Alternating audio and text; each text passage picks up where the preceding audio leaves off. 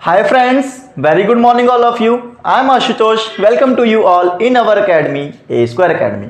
Friends, आज बात करेंगे प्रैक्टिस सेट 15.2 एरिया सिलेबस से। आज का सिलेबस में जो है हम लोगों को सेशन में एरिया टॉपिक जो कवर कर रहे हैं उसमें हम लोगों को रोम्बस के बारे में पढ़ना है। क्या है रोम्बस? मैंने आपको पिछले टाइम में भी रोम्बस के बारे में बताया था और समझाया था कि रोम्बस, स्क्वायर, पैरेललोग्राम और रेक्टेंगल, चार चीजों के फॉर्मूले बताए थे, जो कि थोड़ी सी गलती भी हो गई थी। आज हम लोग उसको सुधारेंगे भी और जानेंगे हम लोगों को आगे क्या सीखना है। ओके फ्रेंड्स, अच्छा आज हम लोग जो है तो पूरे के पूरे टॉपिक में रोम्बस के बारे में पढ़ने वाले हैं। तो आपको बताया जाए कि पहले रोम्बस क्या होता है और रोम्बस में कौन कौन से फॉर्मूले लगते हैं। एक ही फॉर्मूला आपको एरिया पढ़ना है, एरिया का फॉर्मूला क्या होता है, रोम्बस का कैसे काम करेगा, ये सारी चीजें बताएंगे। फ्रेंड्स, स्टार्ट करते हैं सेशन को। और सेशन को स्टार्ट करने से पहले अगर आपने अभी तक, जितने भी लोग मेरे साथ नए जुड़े हैं ना, चैनल को सब्सक्राइब नहीं किया है ना अभी तक, तो आप प्लीज पहले चैनल को सब्सक्राइब करके रखो ताकि आपको आने वाला जो सिलेबस का सॉल्यूशन है वो कंटिन्यू मिलता रहे टाइम टू टाइम पर। ओके फ्रेंड्स, और साथ ही साथ सेशन को शेयर करें ताकि ज्यादा से ज्यादा बच्चों तक ये चीज पहुंच सके। जो भी हम लोग आज सीखने वाले हैं वो उनको भी सिखाया जाए। चलिए दोस्तों आगे बढ़ते हैं और बताते हैं कि आज हमारे पास में रोम्बस में क्या है। दोस्तों मैंने आपको हर बार रोम्बस को ना स्क्वायर से रिलेट करके बताया है। स्क्वायर आपका कुछ इस तरह से दिखता है, अगर आप इसको स्ट्रेच कर दो तो ये कुछ इस तरह से दिखने लगता है। इसमें भी चारों साइड इक्वल होती हैं, इसमें भी चारों साइड इक्वल होती हैं, बट इसका एरिया जो होता है वो होता है ए स्क्वायर। मतलब अगर मैं इसकी साइड को ए ले लूं तो साइड इंटू साइड जो होता है ए स्क्वायर आ जाता है। लेकिन इसका क्या होता है, इसका एरिया आता है डायगोनल पर डिपेंडेंट। बच्चों मेरे से पिछली टाइम में एक गलती हो गई थी, वो मैं आज सुधारूंगा, तो आप जरा उसको नोटिस करिएगा। सॉरी, गेट बंद हो रहा था, मुझे लगा ज्यादा तेज हो जाएगा, कोई बात नहीं।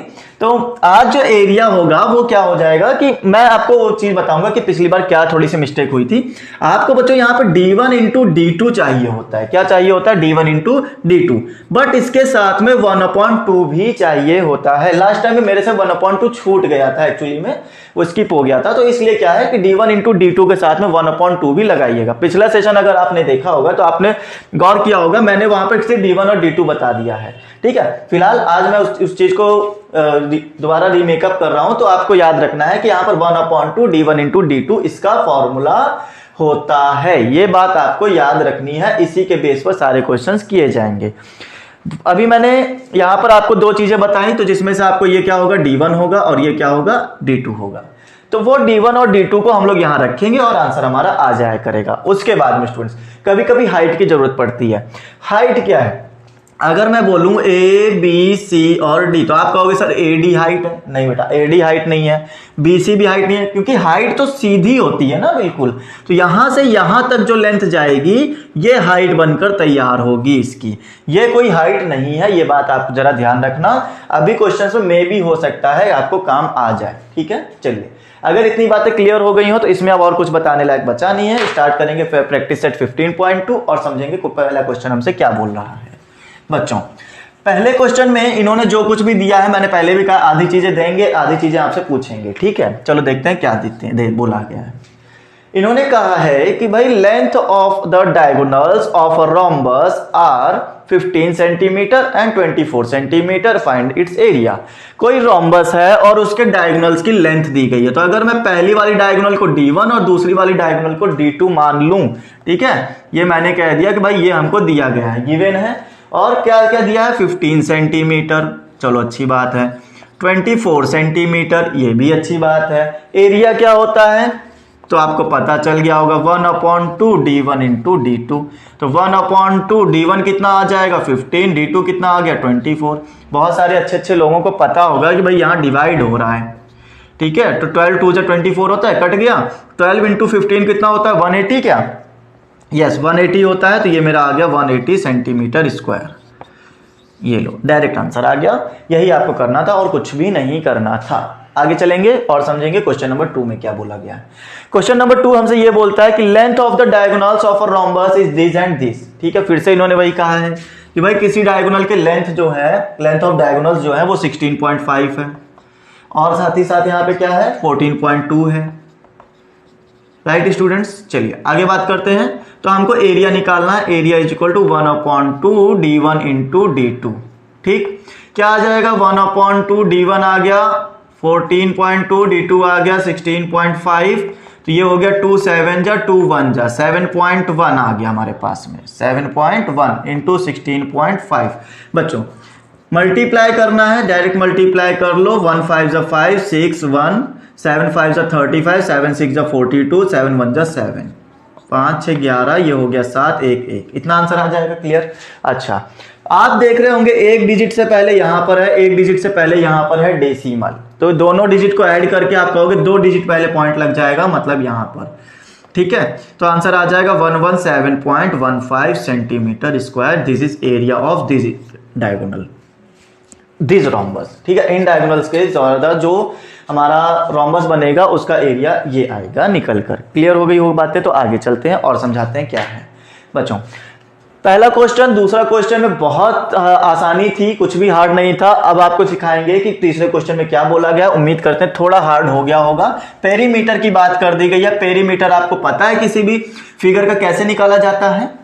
सिर्फ एक ही फॉर्मूला होता है हर फिगर के लिए, उसमें कोई भी चेंजेस नहीं होते हैं। चलिए बात करते हैं तीसरे वाले की। इन्होंने कहा if perimeter of a rhombus is 100 centimetre, बिल्कुल सही बात है।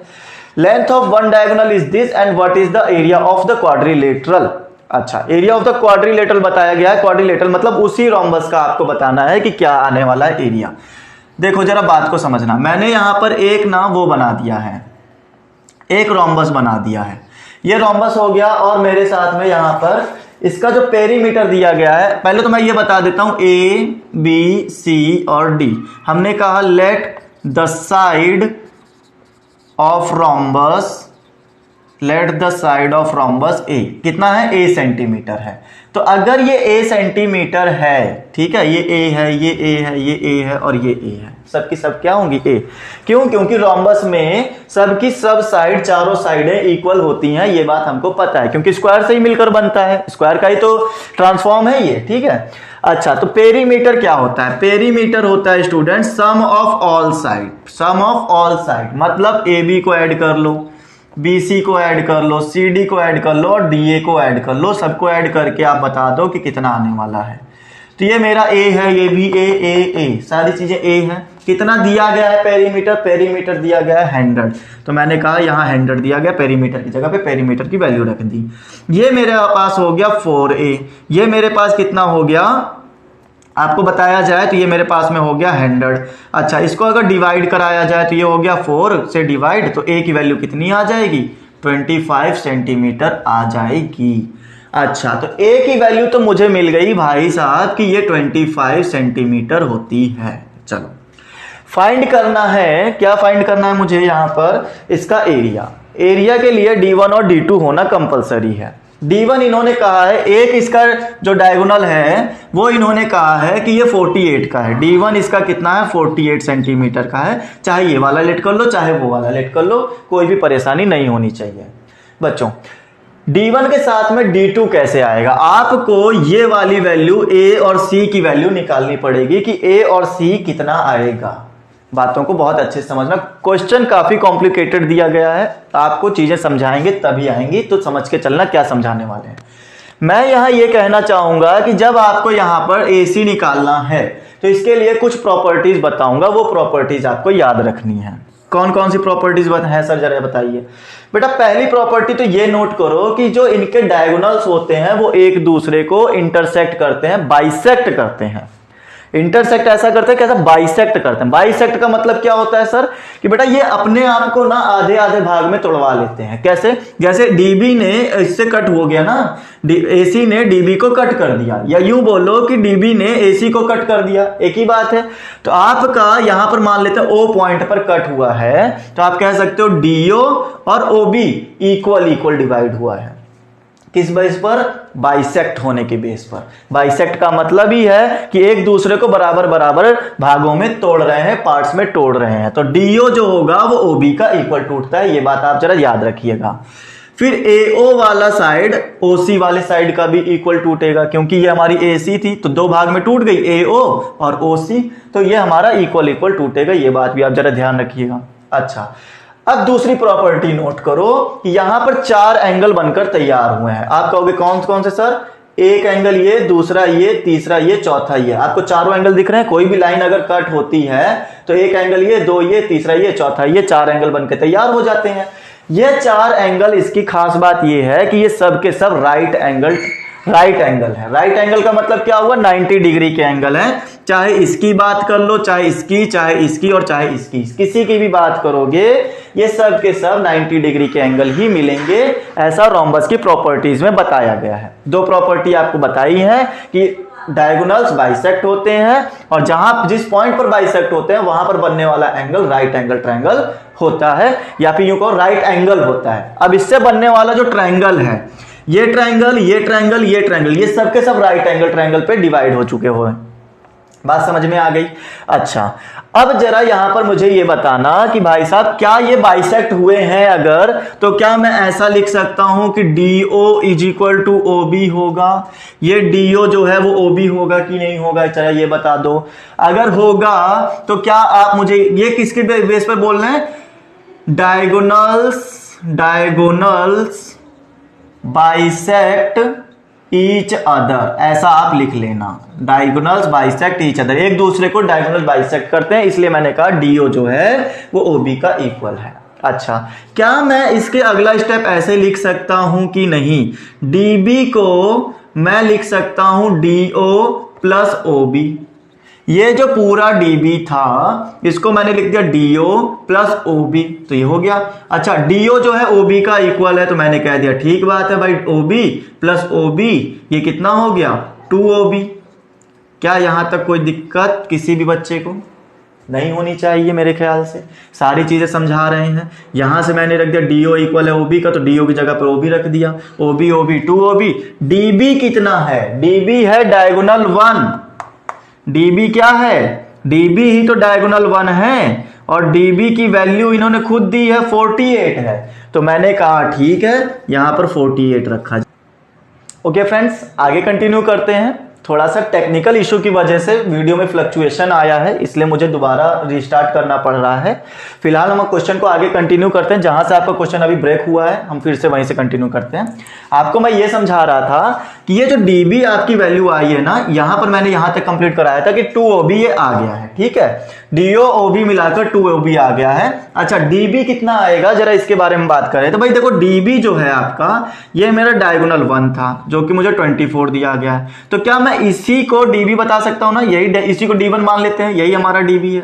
ठीक है, ये कितना दे दिया? 24 सेंटीमीटर। 24 ही दिया था राइट? 24, एक मिनट देना स्टूडेंट्स। डायगोनल 1 इज 48 दिया गया था स्टूडेंट्स। ये इसकी वैल्यू जो थी वो मेरे पास में क्या थी? 48 थी राइट। तो मैं क्या यहां पर ये लिख सकता हूं कि ये मेरा DB था भाई साहब। DB की जगह पे क्या मैं 48 लिख दूं? फिर मेरे पास 2 से डिवाइड करवाओगे तो ये हो जाएगा OB की वैल्यू कितनी आ गई? 24 आ गई। तो आप कहोगे sir OB is equal to 24 centimetre. बहुत अच्छी बात है।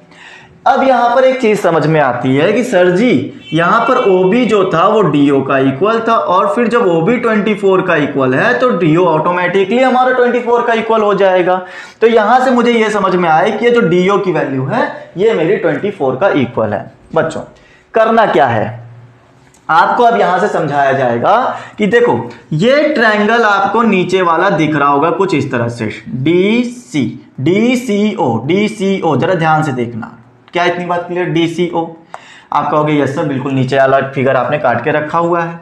ये मेरा 90 डिग्री का, ये भी ठीक है। OD हमारा कितना आया? OD O से लेकर D तक, OD को ही क्या मैं DO बोल सकता हूं? OD को ही मैं DO बोल सकता हूं, तो वो मेरा कितना आया है? 24 आया है। नीचे DC जो थी वो A थी और A की वैल्यू मैंने कितनी निकाली है? 25। ये में ही मेरा निकल गया। बच्चों, ये राइट एंगल ट्रायंगल नहीं दिख रहा है क्या? और राइट एंगल ट्रायंगल दिख रहा है, तो क्या मैं इसको सीधा करके राइट एंगल ट्रायंगल की तरह लिखूं? क्या मैं इसको ऐसे लिखूं? ऐसा राइट एंगल ट्रायंगल हमें ऐसे ही देखने की आदत है, तो हम कहेंगे सर ये तो बात सही कही आपने। यहां पर हो गया, ये मेरा O हो गया जो राइट एंगल, इसके सामने वाला DC है, तो ये मैंने DC बना दिया। तो O से लेकर D तक की जो वैल्यू आ गई वो इतनी आ गई और DC मेरी आ गई 24। उम्मीद करता हूं बात समझ में आई होगी। अब अगर ये आप समझते हो कि भाई ये तो हाइपोटेनियस है, भाई ये तो परपेंडिकुलर है, ये बचता है बेस। हमारे पास में एक बहुत ही बढ़िया आदमी रहे हैं पाइथागोरस जी। राइट। तो पाइथागोरस अप्लाई कर दो, वही चीज अब हमें यहाँ पर काम देगी। तो चलो देखते हैं पाइथागोरस क्या काम देने वाली है, उसको कैसे सॉल्यूशन करना है। उम्मीद करता हूं पूरी चीजें समझ में आ रही होंगी और आगे अब इसके आगे क्या करना है वो भी समझो। तो हमने कहा कि भाई ठीक है, पाइथागोरस से हम लोगों ने ये क्वेश्चन करा। पाइथागोरस ये कहता है कि हाइपोटेनियस का स्क्वायर, परपेंडिकुलर का स्क्वायर और बेस का स्क्वायर कर देना तो आपका आंसर आएगा। हाइपोटेनियस का स्क्वायर कितना हो गया 24 का स्क्वायर, परपेंडिकुलर कितना गया, एक मिनट, ये डीओ जो है मेरा, डीओ 24 है, ये मेरा 25 है। हाँ, तो यहां पर मेरा हाइपोटेनियस 25 हो जाएगा, ये मेरा आ जाएगा 24 का स्क्वायर प्लस बेस का स्क्वायर। ये मेरे पास कितना आ गया 625 इज इक्वल टू 496, राइट। 24 का यही होता है 496। एक मिनट, 625 के बाद में ये मेरे पास में आता है 576 प्लस बी स्क्वायर। स्क्वायर अच्छे से याद हो, कंफ्यूजन ना हो तो ज्यादा अच्छी बात है। ये मुझे याद आ गया 24 का कितना होता है 576। और उसके आगे बात करेंगे स्टूडेंट्स। 576 को उठा के इधर लाओगे, 625 minus 576 is equal to B square. Minus करेंगे आपको पता चलेगा 49 है। ये फिक्स है, ये ना कई बार कई क्वेश्चंस में आता है ऐसा, 24, 25 और ना 7 का बनता ही बनता है, ये ट्रिपलेट है। तो आप क्या करोगे, इसको उठा के इधर ले आओगे, स्क्वायर रूट बन जाएगा, बेस कितना आ जाएगा 7 आ जाएगा। उम्मीद करता हूं बातें समझ में आई होंगी। 7 का स्क्वायर रूट, 49 का स्क्वायर रूट कितना होता है 7 होता है, ये बात आपको पता होनी चाहिए। क्या मैं अब ये बोल सकता हूं कि भाई साहब ये मेरे पास 7 आ गया, क्या ऐसा बोला जा सकता है? बिल्कुल बोल सकते हैं। तो ठीक है, अब जरा फिगर को मैं थोड़ा सा साफ सुथरा बना लेता हूं। ये फिगर को मैंने ऐसे बना दिया, देखना जरा, ये ओ था, ठीक है। मैंने यहां पर ये जो बी निकाला है बेस, एक्चुअली में बेस क्या है, ये बेस जो है ये ओसी है। नो मतलब ओसी की वैल्यू मुझे मिल गई 7, और आपको पता है कि ओसी जो होगा वो ओए का इक्वल होगा। मैंने पहले कहा था बाइसेक्ट करता है एक दूसरे को, तो ये भी मेरा कितना आ गया 7। तो क्या एसी अपना कैलकुलेट कर सकता हूं, 7 + 7 14 आएगा। क्या मैं ऐसा कैलकुलेट कर सकता हूं? तो मैं यहां लिखूंगा since AC is equal to, पहले तो मैं ये बताऊंगा कि ये इक्वल है। क्या इक्वल है? AO is equal to OC होता है, AO is equal to OC होता है, ये मैंने बताया। तो मुझे ये पता चला कि यहां पर ये कैसे हो गया, bisect each other, bisect each other. कौन बाइसेक्ट करता है? डायगोनल। तो यहां डी लिख लेना, डायगोनल बाइसेक्ट ईच अदर। उसके बाद में स्टूडेंट्स एओ जो है मेरे पास में आ जाएगा 7। कैसे आ गया? एसी, ओसी की वैल्यू उठा के यहां रख दी, तो एओ भी 7, ओसी भी 7। अब इस तरह से मैं ये कह सकता हूं कि since AC is equal to AO plus OC, AO plus OC, 7 + 7 मतलब 14 सेंटीमीटर। क्या आ गया? AC आ गया। और यही AC ही तो मेरा डायगोनल 2 था, यही AC ही तो डायगोनल 2 था। तो AC जब डायगोनल 2 आया है मेरा, तो क्या एरिया निकालना आसान नहीं हो गया? अब मैं यहां पर भी ये बता सकता हूं कि भाई एरिया जो आएगा वो आएगा D1 × D2 1/2। Area is equal to D1 × D2 divide by 2। तो D1 कितना आया था? D1 भूल गए क्या? अच्छा, D1 तो दिया गया था 48, ये हो गया 48। D2 कितना आया है? ये हमारा D2 आया है 14 डिवाइड बाय 2। 2 से कट करो 7 टाइम्स, 7 8 जा 56, कैरी 5, 7 4 जा 28, और 28 में 5 जोड़ोगे तो आ जाएगा 33, राइट, बिल्कुल सही है। ये हो गया सेंटीमीटर स्क्वायर, एरिया आ गया 336 सेंटीमीटर स्क्वायर। उम्मीद करता हूं पूरा क्वेश्चन अच्छे से समझ में आया होगा। स्टेप्स मैंने एक एक साथ लिखे हैं, आप वैसे ही कॉपी में नोट करते चलना जैसे जैसे मैं लिखता जा रहा हूं, राइट। तो ये क्वेश्चन भी कंप्लीट हो चुका है। समझ में आया हो, पसंद आया हो तो लाइक शेयर जरूर करें। जितने भी लोग मेरे साथ नए जुड़े हैं चैनल को सब्सक्राइब करके ही रखें, आपको इसी तरह के सॉल्यूशंस आगे मिलते रहेंगे। ओके बच्चों, आगे बढ़ें और समझते हैं क्या पढ़ना है आगे। क्वेश्चन नंबर 4 में इन्होंने हमसे ये बोला है, क्वेश्चन नंबर 4 में, if the length of diagonals of a rhombus is this 30 centimeter and its area is this, find its perimeter। इसका पेरीमीटर बताइए कितना आएगा। कुछ नहीं, इसी का अपोजिट करके चलना आ जाएगा। देखो कैसे, पेरीमीटर बताने के लिए हमारे पास में साइड्स होनी चाहिए, क्योंकि सम ऑफ ऑल साइड जब करते हैं तो वही पेरीमीटर होता है। अगर एक साइड भी हमें पता चल गई तो एक साइड से हम पूरा का पूरा पेरीमीटर बना पाएंगे। क्वेश्चन नंबर 4 में जो इन्होंने दिया है हम उसकी बात करेंगे और समझेंगे कि ये लोग क्या कहना चाहते हैं। बच्चों यहां पर पहली बात तो एक क्या करो, रोम्बस बना के अपने पास रख लो। एक रोम्बस हमने बनाया, if length of a diagonal of a rhombus is 30 centimetre, एक उसका दिया गया है, ये हमें दे दिया गया 30 सेंटीमीटर का ए बी सी डी। तो मैंने कहा कि डायगोनल 1 को मैंने क्या कह दिया, बी डी बोल दिया। ये बी डी मेरा डायगोनल 1 हो गया और इसकी वैल्यू इन्होंने कही है 30 सेंटीमीटर है। क्या इतनी बात क्लियर है आपको? उसके बाद में इन्होंने एरिया भी दिया है। एरिया क्या दे दिया है? इन्होंने कहा 240 सेंटीमीटर स्क्वायर है। बच्चों क्या मुझे ये बता सकते हो कि एरिया जो होता है वो होता है 1/2 d1 इंटू d2। एरिया मेरे पास में 240 आ गया इज इक्वल टू 1/2 d1 मेरे पास में कितना आ जाएगा, d1 आ जाएगा 30 और d2 मुझे बताना पड़ेगा। d2 मेरी क्या रहेगी, d2 मेरी रहेगी AC, d2 मेरी क्या रहेगी, AC रहेगी। अच्छा ये देखो 2 से कट किया 15 टाइम, ये कितना टाइम हो गया, 15 टाइम हो गया। तो मेरे पास में आ गया 240 is equal to 15 into d2। 15 को इधर ले आएंगे बच्चों तो आपके पास में आ जाएगा डिवाइड में, तो ये मेरे को ऐसा कुछ लिखना पड़ेगा 240/15 इज इक्वल टू d2। 15 को कट करेंगे 1 टाइम और मेरे पास में बचेगा 9 को 0 लगा देंगे 90 हो जाएगा। 15 6 90, मतलब ये कितना आ जाएगा, d2 60 आ जाएगा। उम्मीद करता हूं पूरी चीजें समझ में आ गई होंगी। बच्चों अभी थोड़ी देर पहले मैंने आपको ये बताया था, अच्छा ये d2 मेरा AC था, यही मेरा कितना आ गया 16 सेंटीमीटर। मैंने ये बताया था कि ये d2 और ये d1 जो है आपस में एक दूसरे को इंटरसेक्ट करते हैं, मतलब ये आपस में एक दूसरे को क्या कर लेते हैं, बराबर बराबर भागों में तोड़ लेते हैं। राइट, ये बात समझाई थी अभी। AO is equal to OC हो जाएगा, DO is equal to OB हो जाएगा, ये मैंने बात आपको बताई थी। यही चीज अब हम लोग यहां पे लगाएंगे। Since AO is equal to हो जाएगा OC and DO is equal to हो जाएगा OB। ये कैसे हो गया, ये ऐसे हो गया, डायगोनल्स बाइसेक्ट ईच अदर, ये बात मैंने आपको समझा दी। क्या इतनी बात क्लियर है? अच्छा अब क्या मैं ये बात लिख सकता हूं, since AC is equal to AO plus OC, और AO जो है वो OC का इक्वल है, तो यहां पे मैंने रख दिया OC, AO की जगह OC रख दिया। ये मेरा OC कितना हो गया, 2OC हो गया। तो AC is equal to 2OC। AC कितना आया, A और C 16 सेंटीमीटर तो था जो कि डायगोनल 2 था, ये 16 हो गया, 2OC हो गया। 2 से डिवाइड किया हमारा कितना टाइम, 8 टाइम, तो OC मेरा आ गया 8 आ गया, मतलब कि ये मेरा OC 8 आ गया। जरा बातों को समझते चलना, करना क्या चाहते हैं। अगेन हम कहेंगे कि भाई साहब अगेन मेरे पास में यहां पर मैं लिख सकता हूं कि DB जो है वो DO प्लस OB है, DO प्लस OB है। तो DO जो था वो OB का इक्वल था, तो मैं कह सकता हूं DO की जगह पर OB रख दिया जाए। अच्छा ऐसा नहीं, DO की जगह पे OB रख दिया जाए, हाँ ठीक है, OB रख दिया जाए प्लस OB रख दिया जाए। ये DB कितना आया था, DB मेरे पास में आया था डायगोनल वाला, हाँ DB मेरे पास में आया था 30, तो मैंने यहां रख दिया 30।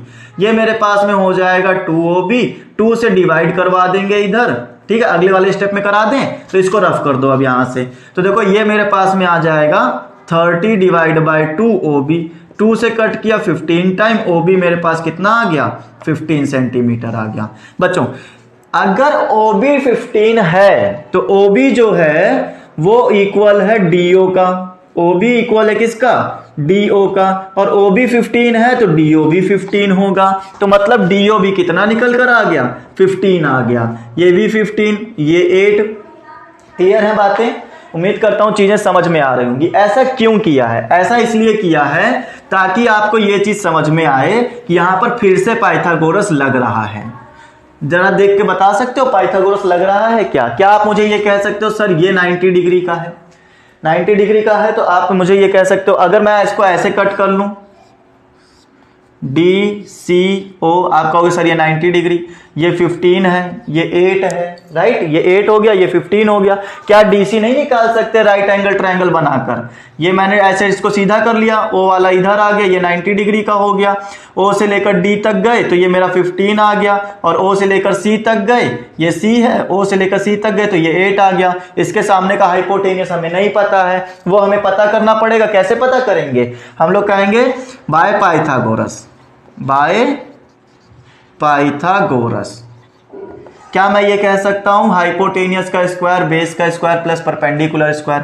हाइपोटेनियस मेरे पास पता नहीं है, बेस मुझे पता है कि भाई बेस मेरे पास में 8 है तो 8 का स्क्वायर, और ये हो जाएगा 15 का स्क्वायर, यहां पर आ गया 64, ये हो गया मेरे पास में 225, और जरा बताओ ये हो गया 9, 6 2 8, और ये हो गया 2, मतलब हाइपोटेनियस का स्क्वायर। हाइपो स्क्वायर उधर जाता है तो स्क्वायर रूट बनाता है, और ये स्क्वायर रूट किसका है? 17 का है। तो ये लो मेरा कितना आ गया हाइपोटेनियस? 17 आ गया। क्या आप मुझे बता सकते हो यही हाइपोटेनियस था? यही 17 आया है, यही डीसी 17 आया है, यही डीसी ही तो आपका 17 है, और डीसी ही तो आपकी साइड है, रोम्बस की साइड डीसी ही तो है। अगर ये 17 है तो रोम्बस की सब साइड इक्वल होती हैं, तो क्या सारी साइड 17 नहीं आ जाएंगी? क्या यहां तक कोई समस्या? बताओ जरा, सबकी सब साइड 17 आ गई। इनका कहने का मतलब था फाइंड इट्स पेरीमीटर। तो पेरीमीटर निकालने के लिए क्या मैं ऐसा नहीं बोल सकता? Quadrilateral ABCD, quadrilateral ABCD perimeter कितना आएगा? पेरीमीटर इज इक्वल टू, मैं यहां पे ये लिख सकता हूं ना, sum of all side AB plus BC plus CD plus DA। चाहो तो आप 17 को 4 से मल्टीप्लाई भी कर सकते थे। ये हो गया 17 प्लस 17 प्लस 17 प्लस 17, देखो बन के हो गया 68। टोटल 17 4 से कितना आ जाएगा? 68। ये मेरा पेरीमीटर है, तो हमारा किस में आएगा? ये आएगा सेंटीमीटर में। उम्मीद करता हूं पूरी चीजें समझ में आई होंगी दोस्तों। आपको ये चीज पूरी तरह से समझा दी गई है कि पेरीमीटर कैसे निकाला जाता है। क्वेश्चन यहीं पर समाप्त होता है। Clear students? अच्छा, तो जितना भी क्वेश्चन था मेरे पास में अब हो चुका है खत्म। 15.2 एक्सरसाइज हो गई है कंप्लीट। क्वेश्चन लास्ट के जो 2 थे बड़े ही बेहतरीन क्वेश्चन थे, काफी कुछ सिखा कर गए हैं। ऐसे क्वेश्चंस की प्रैक्टिस 4 बार करोगे ना तो आपका 5वां वाला क्वेश्चन अपने आप तैयार हो जाएगा। ओके, तो आज के सेशन में हमने रोम्बस के टॉपिक्स को कंप्लीट कर लिया है। 15.2 भी आपका खत्म कर दिया है। उम्मीद करता हूं पूरी चीजें समझ में आई होंगी, अच्छे से आपने नोट किया होगा, बहुत कुछ सीखा होगा। अगर आपको थोड़ा सा भी प्रॉफिट हुआ है इस सेशन से तो सेशन को शेयर जरूर करना, दोस्तों का भी प्रॉफिट कराना, ठीक है? उनको भी समझ में आना चाहिए कि आखिर कैसे 15.2 के क्वेश्चंस किए गए हैं। दोस्तों, आप इस सेशन को शेयर करके उनको बताना भी कि हाँ कुछ नया मिला भी कि नहीं मिला, राइट? और आप हमारे साथ अपना एक्सपीरियंस शेयर कर सकते हो। आप बता सकते हो कि सर आपके साथ मुझे पढ़कर कैसा लगा। जितनी भी चीजें हैं वो सारी की सारी अच्छी हो या बुरी हो, आप अपने दिल की फीलिंग्स को मेरे साथ शेयर कर सकते हो बाय कमेंट। तो कमेंट करो और बताओ कि क्या अच्छा लगा, क्या खराब लगा। खराब भी है तो भी बताना, हम उसको आगे डेवलप करेंगे, इंप्रूव करेंगे कि आखिर ऐसी कौन सी कमी रह गई जो आज के सेशन में नहीं हो पाई है, वो नेक्स्ट सेशन में की जाएगी। उम्मीद करता हूं मेरी पूरी बातें आपको समझ में आई होंगी। दोस्तों, जाते जाते एक और चीज बोलूंगा कि अगर आपने अभी तक हमारा चैनल सब्सक्राइब नहीं किया है, ए स्क्वायर एकेडमी को सब्सक्राइब नहीं किया है, तो आप जरूर इसको सब्सक्राइब करें। आने वाले पूरी बुक का सॉल्यूशंस आपको नोटिफिकेशन के थ्रू दिया जाएगा। नोटिफिकेशन आपको तभी मिलेगा जब आपने बेल आइकन प्रेस किया होगा। तो बेल आइकन को जरूर प्रेस करें। सब्सक्रिप्शन लेने के बाद में बेल आइकन बनकर आता है, उसे प्रेस जरूर करें, ऑल नोटिफिकेशन पर सेट करें। दोस्तों, आज के लिए इतना ही रखेंगे, मिलेंगे हम लोग नेक्स्ट सेशन में। तो और अगर आप मेरे से कांटेक्ट करना चाहते हो अगर, तो आप टेलीग्राम पर भी आप मेरे साथ बात कर सकते हो, ठीक है? तो आप मेरे साथ 24 आवर कभी भी कांटेक्ट कर सकते हो टेलीग्राम पर। लिंक आपको डिस्क्रिप्शन में मिल जाएगा। चैनल हो या ग्रुप हो, सारे लिंक आपको वहीं पर दिए गए हैं। आज के लिए इतना ही। Bye all of you, take care, stay home and stay safe.